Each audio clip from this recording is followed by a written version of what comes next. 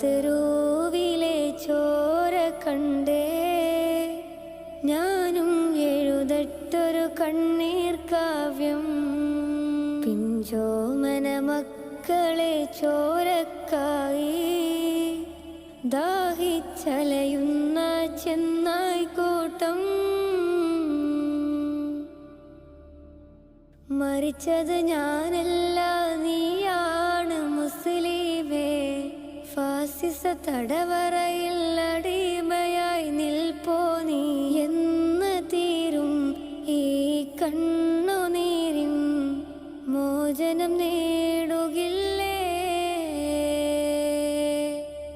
ഫലസ്തീൻ ചിരിയെന്നത് കാണാക്കിനാവല്ല,